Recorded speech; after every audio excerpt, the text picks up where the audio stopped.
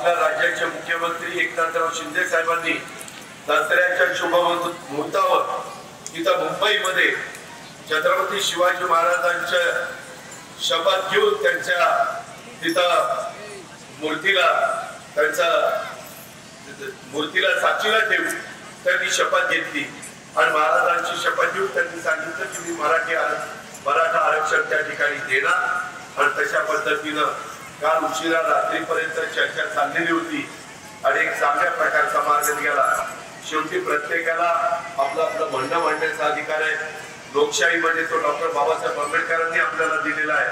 आपली आपली भूमिका प्रत्येकाला मांडता येते आणि त्याच्यातून संविधानाने जो काही अधिकार दिलेला आहे त्या अधिकाराचा वापर हा प्रत्येकाला या निमित्तानं करता येतो आणि त्याच्यातलं एक चांगल्या प्रकारचं चित्र महाराष्ट्रामध्ये निर्माण झालेलं आहे।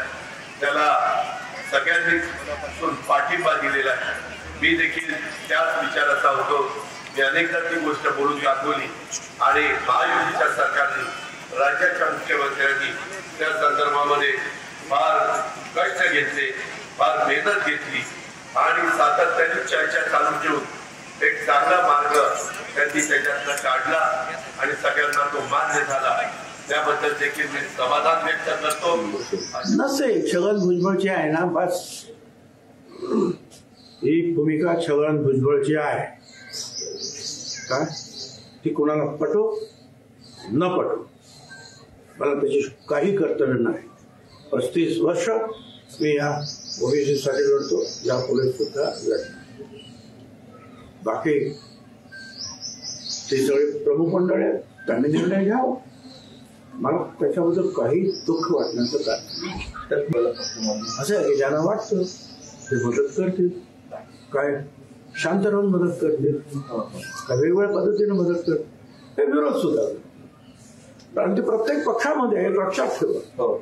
भावना काँग्रेसमध्ये सुद्धा आहे, भाजपमध्ये सुद्धा आहे,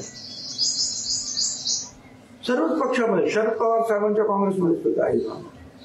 ते काहींचा पाठिंबा आहे, काहींचा विरोध आहे।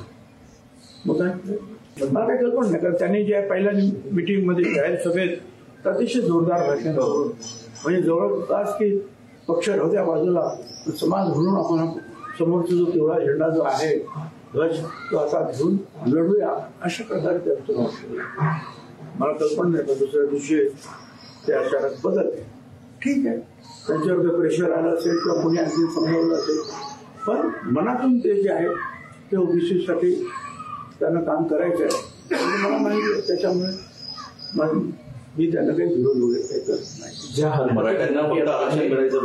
हरकती घेण्यात येणार आहेत त्या हरकती कशा घ्याव्यात याबाबत आपण मार्गदर्शन करणार आहोत। आणि आता मला अनेकांचं मार्गदर्शन येते, अनेकांना वकिलांचं मार्गदर्शन येते, अनेक हायकोर्टाने जे सगळे सोयऱ्यांच्या बाबतीमध्ये निर्णय दिलेले आहेत ते सुद्धा येतात माझ्याकडे। त्या सगळ्यांचं जे आहे मिलाप करून जे आहे एकत्रित करून आम्ही आमची भूमिका मांडू।